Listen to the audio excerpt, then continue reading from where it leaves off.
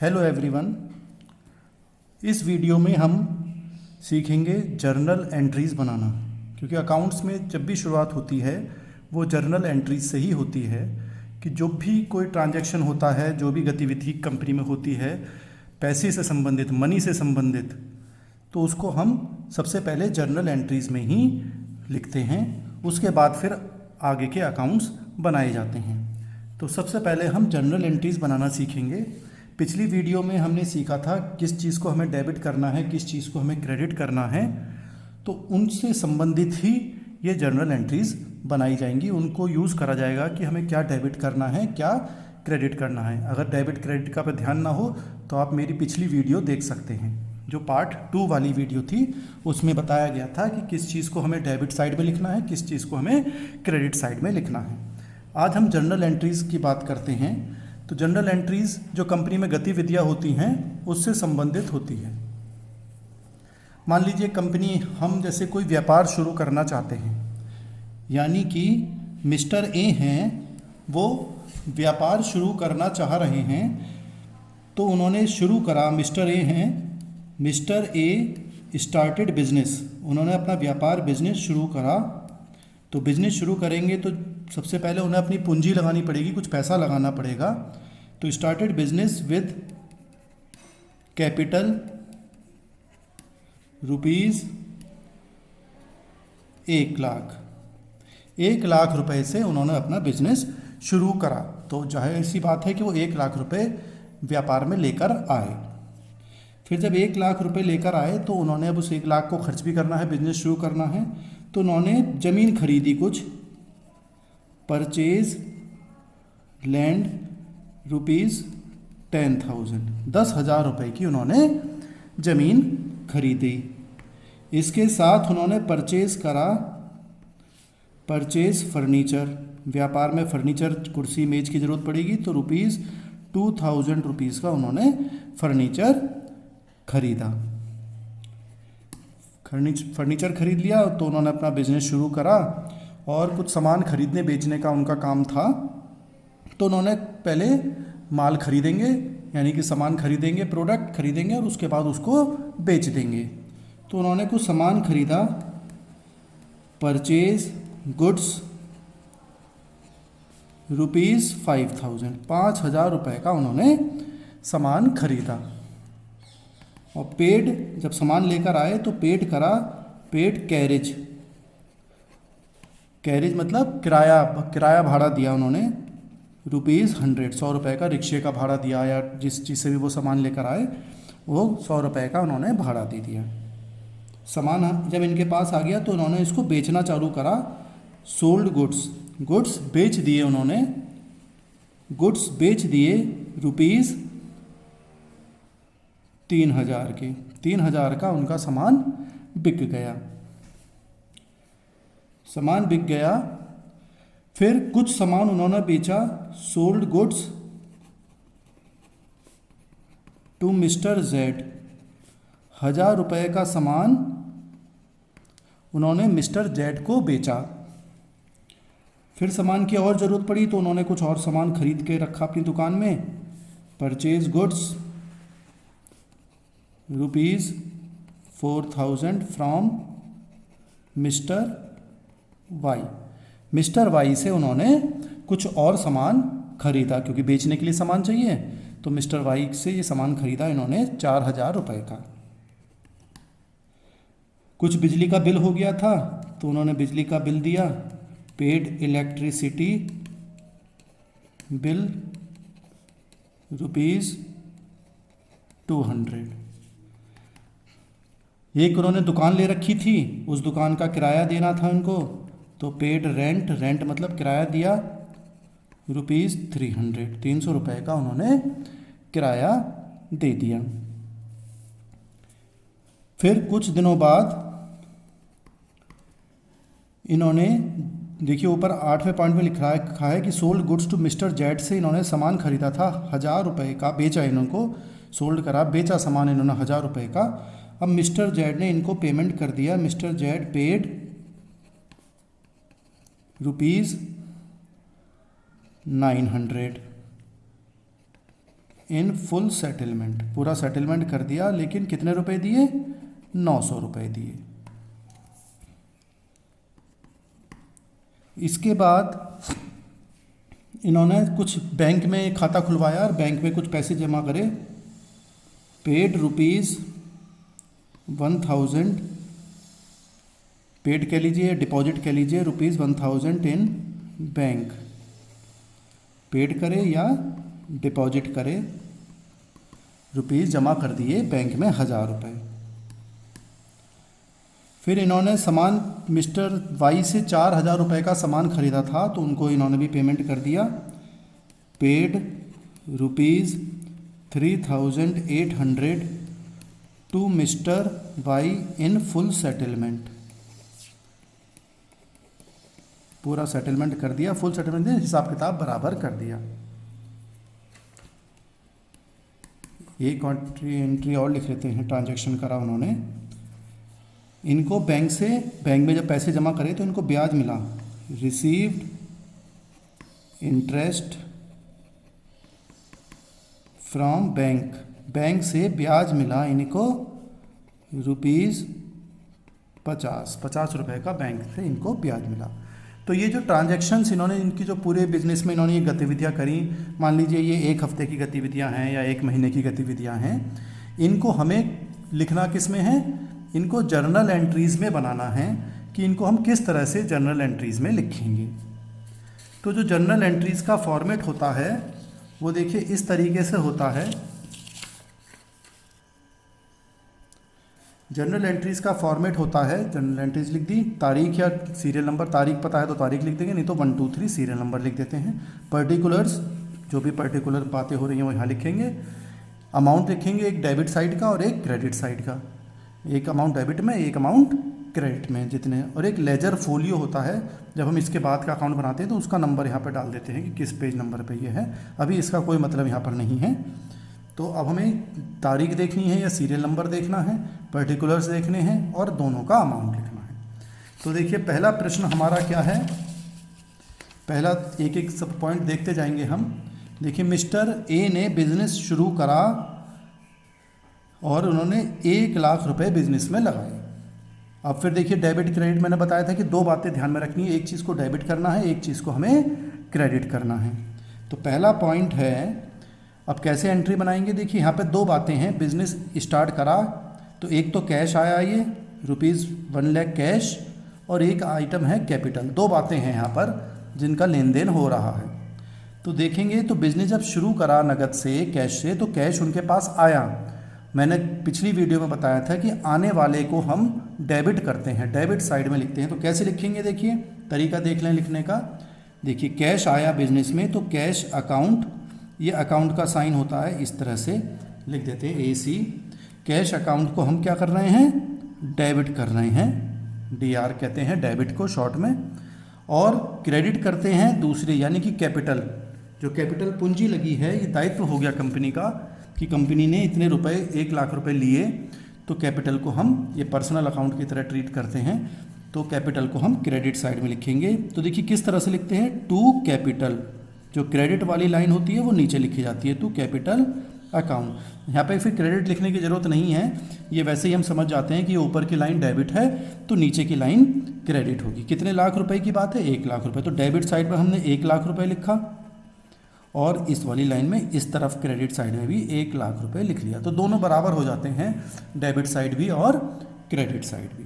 और फिर हम इसको बीच में लाइन में ये भी लिख देते हैं कि ये किस चीज़ से संबंधित है, कि जिससे पता चल जाए। तो हम वही चीज़ यहाँ पे लिख देते हैं कि बीइंग, ऐसे लिखा जाता है, being business started with cash, cash से बिजनेस शुरू करा, started with cash 1 lakh rupees से हमने बिजनेस शुरू करा, और ये लाइन ऐसे हम बंद कर देंगे। तो पहली जो गतिविधि हुई, पहला ट्रांजैक्शन हुआ, उसकी एंट्री हमने इस तरह से बना ली कि कैश आया और कैपिटल दायित्व हो गया कंपनी का, जो लाइबिलिटी होती है उन्हें हम क्रेडिट करते हैं। इस तरह से हम इस एंट्री को बनाएंगे। अब दूसरी एंट्री देखते हैं। देखिए परचेज लैंड 10,000, 10,000 की ज़मीन खरीदी।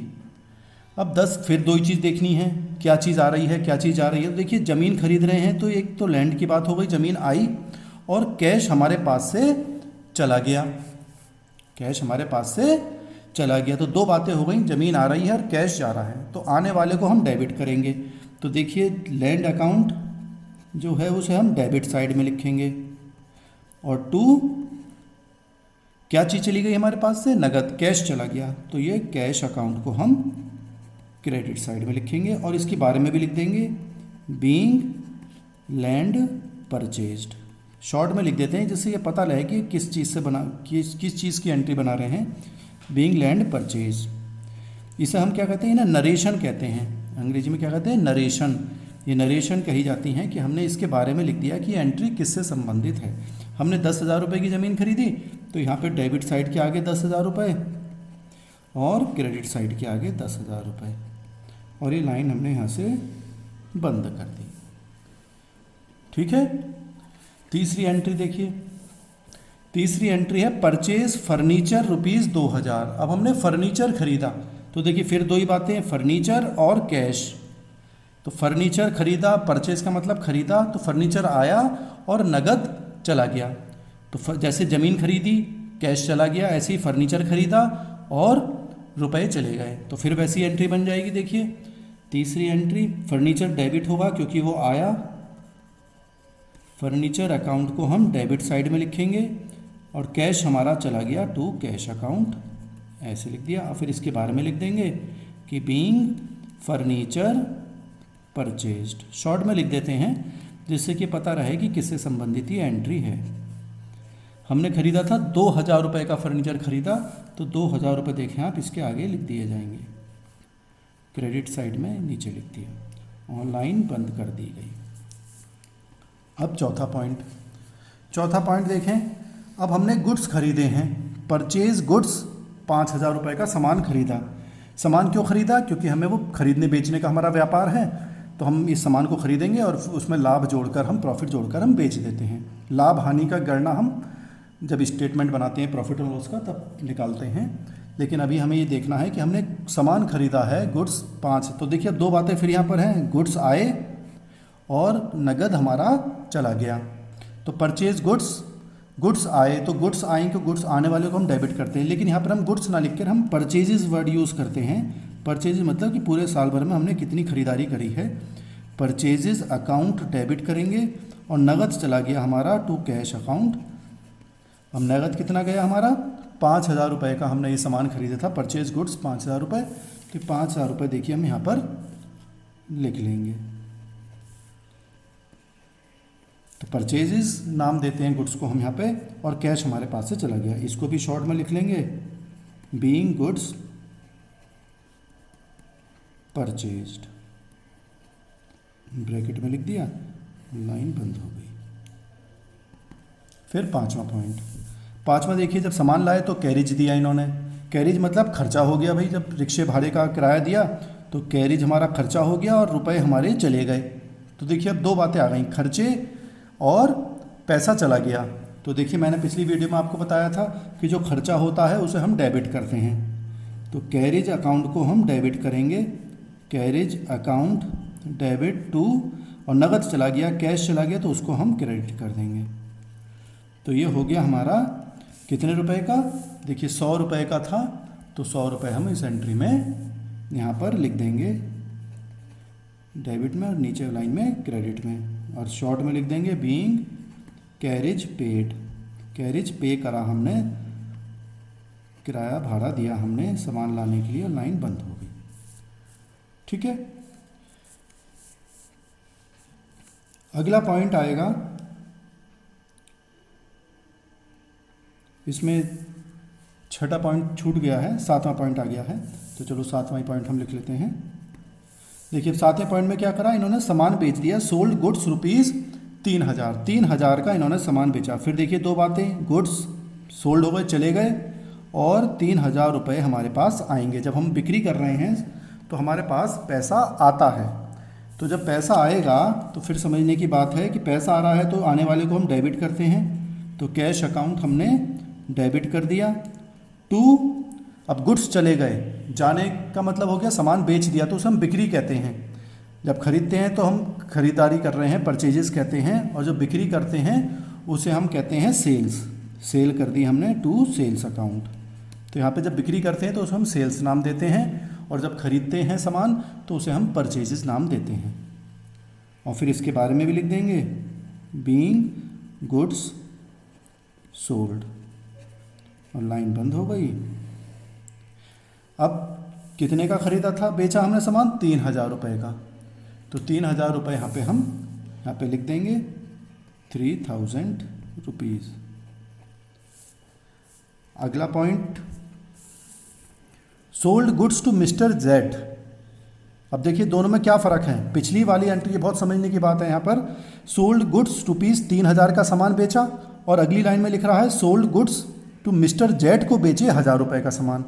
तो पहले 3000 का सामान बेचा था और अब 1000 का भेजा है, लेकिन मिस्टर जेड को बेचा। ऊपर नाम नहीं लिख रहा किसको बेचा, और यहाँ पे मिस्टर जेड का नाम लिख रहा है, कोई मिस्टर होंगे जेड, उनको हमने ये 1000 रुपये का सामान बेचा। अब देखिए समझने की बात, जब हम जैसे कोई आपकी दुकान है और कोई आपसे कोई बच्चा आता है और कहता है कि 1 रुपये की टॉफ़ी दे दो, तो आप उससे 1 रुपया लेंगे और टॉफ़ी दे देंगे उसको, बात ख़त्म हो गई। हो सकता है आपकी बातचीत भी ना हो उससे, बस उसने 1 रुपया दिया, आपने टॉफ़ी निकाल के दे दी और वो लेकर चला गया, तो कोई बात नहीं। लेकिन अगर एक बच्चा आता है, वो कहता है कि मुझे 1 टॉफ़ी दे दो, लेकिन पैसे मैं बाद में दूंगा, पापा से लेके दूंगा। ऐसा कोई बच्चा अगर दुकान पे आपकी आता है तो आप कहोगे अच्छा बताओ कौन है पापा तुम्हारे, तो उनका आप नाम नोट करके रखोगे कि भाई नाम नोट करके रख लो कि हमने इसको उधार दिया है कि बाद में इससे हमें पैसे लेने हैं। तो जब गतिविधि हो रही है और हमें नाम दिख रहा है मिस्टर जेड को बेचा है सामान, तो इसका मतलब जब मिस्टर जेड का नाम आ रहा है तो इसका मतलब हमने उसको उधार सामान बेचा है। नगद बेचते तो कोई आदमी के नाम की ज़रूरत ही नहीं है, भाई पैसे लो और सामान दे दो। लेकिन जब नाम लिखा हुआ है इसका मतलब हमने इस आदमी को उधार सामान बेचा है।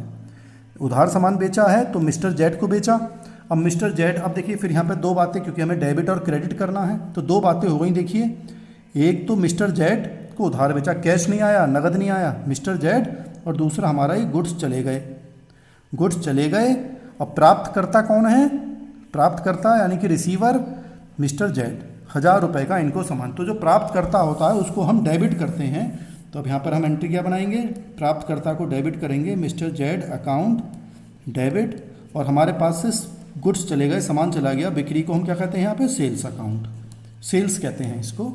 और 1000 रुपये का इनको सामान बेचा तो 1000 रुपये डेबिट साइड में और 1000 रुपये नीचे क्रेडिट साइड में लिख दिए हमने। शॉर्ट में लिख देंगे यहाँ पे being goods sold to mister Z, bracket में बंद कर दिया और बंद कर दिया यहाँ पे।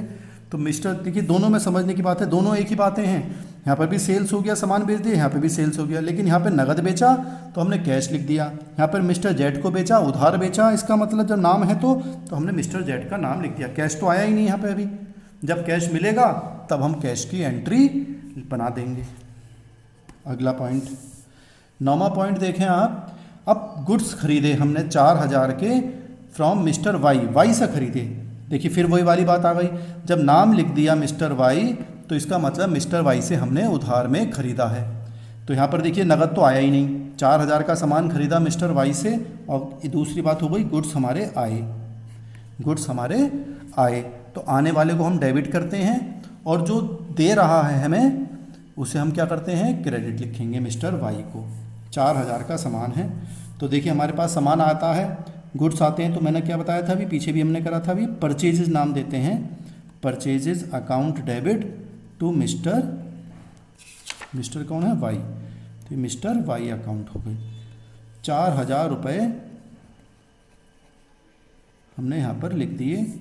किससे संबंधित हो गया ये, बीइंग गुड्स परचेज्ड, गुड्स खरीदे, गुड्स खरीदे किससे, from mister Y, mister Y से खरीदे, और ये लाइन बंद कर दी हमने।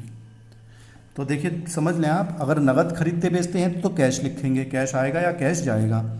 लेकिन अगर नाम लिखा हुआ है तो इसका मतलब ये माना जाता है कि जब नाम लिखा हुआ है तो इसका मतलब वो उधार हम खरीद रहे हैं या बेच रहे हैं, तो हम उसका नाम लिखेंगे, मिस्टर एक्स हैं, वाई हैं, जो भी नाम होगा। अगली एंट्री देखते हैं। अगली एंट्री देखेंगे आप, ये तो हो गया। 10वां पॉइंट है पेड इलेक्ट्रिसिटी बिल। अब हम बिल पे कर रहे हैं, बिल मतलब बिजली का बिल देना है 200 रुपये। अब यहाँ पे देखिए दो बातें हैं, रुपए जा रहे हैं 200 और बिजली खर्चा हमारा क्या है, ये बिजली का बिल, बिजली का बिल हमारा खर्चा है और 200 रुपये जा रहे हैं। तो खर्चे को मैंने बताया था हम डेबिट साइड में लिखते हैं, तो इलेक्ट्रिसिटी बिल आ जाएगा यहाँ पर, इलेक्ट्रिसिटी अकाउंट डेबिट टू, नगद चला गया, कैश चला गया हमारे पास है, तो वो क्रेडिट साइड में लिख दिया। कितने रुपए, 200 रुपये। ब्रैकेट में लिख देंगे being electricity bill paid, bill pay कर दिया हमने, दे दिया, बिजली का बिल हमने दे दिया और लाइन हो गई बंद। ठीक, तो इस तरह से हम ये एंट्री बनाते हैं। चलिए आगे देखते हैं। 11वां पॉइंट है हमारा पेड रेंट। अब दुकान में आप रहते हैं, दुकान किराए पे ले रखी है आपने, तो 300 रुपये का किराया दिया, और किराया तो एक बात हो गई, और कितना कैश नगद दिया हमने, 300 रुपये। तो रेंट जो है किराया दिया, दुकान हमने किराए पे ले रखी है, तो किराए पे ले रखी है तो हमारा किराया खर्चा हो गया, तो खर्चे को अभी मैंने बताया हम डेबिट साइड में लिखेंगे, और नगद चला गया, जो चला जाता है उसको हम क्रेडिट करते हैं। तो पॉइंट हो गया है 11वां। तो क्या लिखेंगे, रेंट, खर्चा हमारा है रेंट, तो rent account debit to cash account. कितने रुपए, 300 रुपये। तो ये 300 रुपये हमने यहाँ पे लिख लिए, 300 डेबिट साइड में, 300 क्रेडिट साइड में। ब्रैकेट में लिख देंगे इसके बारे में, बीइंग रेंट पेड, किराया दिया हमने, पे कर दिया, लाइन हो गई बंद। अगला पॉइंट, अब देखिए समझने की बात आ रही है। मिस्टर जेड पेड, 900 रुपये मिस्टर जेड ने दे दिए इन फुल सेटलमेंट। फुल सेटलमेंट का मतलब पूरा हिसाब किताब बराबर हो गया, पूरा सेटलमेंट कर दिया, हिसाब किताब बराबर। मिस्टर जेड कौन थे, तो अगर आप ऊपर देखेंगे मिस्टर जेड को, तो मिस्टर जेड को हमने सामान बेचा था, मिस्टर जेड को हमने 1000 रुपये का सामान बेचा था, तो मिस्टर जेड को अब 1000 रुपये देने हैं। अब वो पेड कितने कर रहे हैं, केवल 900 रुपये पे कर रहे हैं, वो 900 रुपये हमें दे रहे हैं, केवल हमें कितने दे रहे हैं, वो 900 रुपये देने थे उनको, 1000 रुपये दे रहे हैं, 900, और बोले हिसाब किताब बराबर। इसका मतलब क्या हुआ कि हमने 1000 रुपये लेने थे हमको, और हम लेने थे 1000 रुपये, और वो दे रहे हैं हमें केवल 900 रुपये। जो ग्राहक हैं मिस्टर जेड, वो केवल 900 रुपये दे रहे हैं, यानी कि 100 रुपये कम दे रहे हैं। तो इसका मतलब 100 रुपये हमने क्या कर दिया, डिस्काउंट दे दिया, उन्होंने छूट दे दी। तो उसको जब कम दे रहे हैं, अब पूरा हिसाब किताब भी कह रहे हैं बराबर हो गया, तो 100 रुपये का डिस्काउंट हो गया। अब जब डिस्काउंट हो गया तो हमें फ़ायदा हुआ कि नुकसान हुआ, हमें लेने थे 1000, मिले हैं केवल 900, तो 100 रुपये हमारा नुकसान हो गया, एक तरीके से खर्चा हो गया, खर्चा समझ लें आप उसको। तो खर्चे को हम क्या करते हैं, मैंने बताया भी आपको, डेबिट करेंगे। फिर नगद कितने मिल रहे हैं, 900, 900 आ रहे हैं, तो आने को हम क्या करते हैं, उसे भी डेबिट करते हैं। तो यहाँ पर देखिए 3 बातें हो रही हैं। मिस्टर जेड तो एक आदमी हो गए जो हमें दे रहे हैं, देने वाला, देने वाले को क्या करते हैं हम क्रेडिट करते हैं, जो प्राप्त कर रहा है वो डेबिट होता है, जो दे रहा है वो क्रेडिट होता है। तो मिस्टर जेड तो क्रेडिट होंगे, नगद मिल रहे हैं 900 रुपये, ये मिल रहे हैं हमें, नगद आ रहे हैं, कैश आ रहा है, तो ये भी डेबिट होगा। लेकिन एक 100 रुपये नहीं दिख रहे, जो 100 रुपये हैं वो छूट दे रहे हैं, वो खर्चा है हमारा, तो 100 रुपये को भी हमें लिखना है। तो 1000 रुपये तो जेड से लेने हैं, लेकिन मिले 900 और 100 रुपये का छूट दे रहे हैं हम। 3 बातें देखिए हमें लिखनी है। पहले तो देखिए अब एंट्री कैसे बनेगी, कैश आया हमारे पास, कैश अकाउंट डेबिट, कितना आया, 900 रुपये। अब 100 रुपये डिस्काउंट मिला, दे दिया हमने, तो हमारा तो खर्चा हो गया 100 रुपये, हमारे तो नुकसान ही हो गया, कम हो गए हमारे पैसे। तो डिस्काउंट को हम डेबिट करते हैं, क्योंकि खर्चों को मैंने बताया हम डेबिट करते हैं, तो वो भी डिस्काउंट को भी, दोनों को डेबिट कर दिया हमने 100 रुपये, कैश भी डेबिट 900 और डिस्काउंट भी। और मिस्टर जेड देने वाला है, मिस्टर जेड से लेने कितने थे, 1000 रुपये, तो ये टोटल इन दोनों का हो गया 1000 रुपये। तो मिस्टर जेड क्रेडिट में हो गए अब 1000 रुपये की, 100 रुपये उनको हमने छूट दे दी और 900 रुपये उनसे हमने ले लिया। अब ब्रैकेट में यहाँ पे लिख देंगे बीइंग कैश रिसीव्ड, हमने प्राप्त करे फ्रॉम मिस्टर जेड, जेड से हमने ये प्राप्त करे और 900 रुपये प्राप्त करे, 100 रुपये की छूट दे दी हमने और 1000 रुपये का हिसाब उनका बराबर हो गया। ये इस तरह से देखिए कंपाउंडिंग एंट्री, डबल एंट्री भी बन जाती हैं, मतलब एक तरह से दो बातें भी इसमें आ जाती हैं, कभी कभी तीन बातें भी आ सकती हैं, वो कभी हम आगे पढ़ेंगे। अब हम आगे देखते हैं 13वां पॉइंट। अब देखिए पेड या डिपॉजिट करे ₹1000 इन बैंक। हमने बैंक में खाता खुलवाया, भाई बिजनेस में बैंक का खाता तो होना ही चाहिए, तो हमने 1000 रुपये बैंक में जमा कर दिए। तो बैंक कौन हुआ? प्राप्तकर्ता हुआ। तो प्राप्तकर्ता को हम डेबिट करते हैं, तो बैंक अकाउंट डेबिट हो गए, और हमारे पास से क्या चला गया? नगद चला गया। तो कैश अकाउंट को हमने क्रेडिट कर दिया और 1000 रुपये हमने दोनों तरफ लिख दिए, यानी कि being cash deposited in bank, और ब्रैकेट बंद और लाइन बना दी। तो यानी कि बैंक प्राप्तकर्ता हो गया, बैंक में पैसे जमा हो गए हमारे। वैसे संपत्ति है बैंक हमारा भी एक तरह से, बैंक में हमारे पैसे जमा हैं, तो संपत्ति अगर बढ़ती है तो भी हम डेबिट करते हैं। और यहाँ पे हमारी कैश कम हो रहा है बिजनेस में, क्योंकि कैश तो चला गया, इसलिए वो क्रेडिट कर दिया हमने। 14वां पॉइंट। अब देखिए मिस्टर ये वाई हैं, पेड ₹3800 टू मिस्टर वाई। हमने मिस्टर वाई को पेड करा, मिस्टर वाई को पे करा फुल सेटलमेंट। फिर हमने कह दिया भाई पूरा सेटलमेंट हो गया है मिस्टर वाई। अब मिस्टर वाई कौन थे? अब ये समझने की बात है। ऊपर देखिए, ऊपर लिख रहा है purchase goods ₹4000 from mister Y. Y से, मिस्टर वाई से हमने 4000 रुपये का सामान खरीदा था। 9वीं एंट्री में हमने देखिए सामान खरीदा था इनसे। अब हम 4000 का सामान जो खरीदा वो हम अब उसका पेमेंट कर रहे हैं मिस्टर वाई को केवल 3800 रुपये देने हैं। 4000 हम दे रहे हैं उनको केवल 3800 रुपये, यानी कि 200 रुपये हम कम दे रहे हैं। तो जब अगर हम कम दे रहे हैं और कह रहे हैं कि फुल सेटलमेंट हिसाब बराबर हो गया पूरा, तो इसका मतलब 200 रुपये हम कम दे रहे हैं, तो हमें 200 रुपये का फ़ायदा हो रहा है। फ़ायदा हो रहा है मतलब हमें डिस्काउंट मिल गया एक तरीके से, कि भाई हमें डिस्काउंट मिल गया कि बोले चलो ठीक है तुम 4000 की जगह 3800 ही दे दो, तो हमने 3800 दे दिए, तो 200 रुपये का हमें फ़ायदा हो गया। तो फिर देखिए 3 पॉइंट आएंगे। नगद में दिया हमने इतना, मिस्टर वाई को इतना दिया, और 200 रुपये जो दिख नहीं रहे वो हमें डिस्काउंट मिल गया, फ़ायदा मिल गया। तो अब देखिए इसकी एंट्री कैसे बनाएंगे। मिस्टर वाई को हम दे रहे हैं, तो मिस्टर वाई प्राप्त करता हैं, प्राप्तकर्ता को हम डेबिट करते हैं। Mister Y account debit to, हमारे पास से जा रहा है, नगद जा रहा है क्योंकि हम उनको पे कर रहे हैं। मिस्टर वाई को कितने देने थे? 4000 देने थे, लेकिन हमने उन्हें कितने दिए? Cash account. कैश अकाउंट में कितने दिए? केवल 3800। और हमें डिस्काउंट प्राप्त हो गया, डिस्काउंट हमें छूट मिल गई, तो हमारा फ़ायदा हुआ। जो लाभ होता है, फ़ायदा होता है या आय होती है हमारी, उसे हम क्रेडिट साइड में लिखते हैं, यानी कि डिस्काउंट। तो हमने डिस्काउंट लिख दिया 200 रुपये। डिस्काउंट रिसीव्ड भी लिख सकते हैं आप, डिस्काउंट रिसीव्ड, और ब्रैकेट में लिख देंगे being amount paid to mister Y. Y को पेमेंट कर दिया और लाइन बंद हो गई।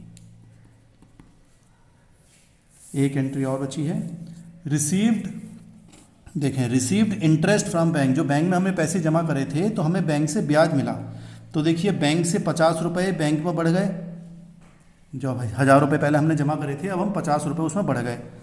और रिसीव्ड इंटरेस्ट, ब्याज मिला। तो जो मिलता है हमें, कोई मिल रहा है ब्याज, तो हमारी आय हुई, इनकम हुई, फ़ायदा हुआ हमें, तो लाभ हुआ या कुछ भी कह लीजिए, वैसे तो आय हो गई हमारी।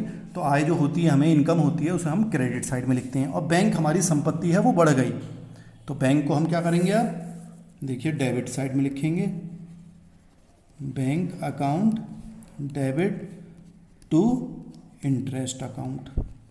इंटरेस्ट यानी ब्याज हमें मिला, तो वो क्रेडिट साइड में लिख दिया। कितना? 50 रुपये इधर, 50 रुपये इधर, और ब्रैकेट में लिख दिया बीइंग इंटरेस्ट, यानी ब्याज प्राप्त हुआ, इंटरेस्ट रिसीव्ड फ्रॉम, कहाँ से प्राप्त हुआ? बैंक से। और लाइन बंद हो गई।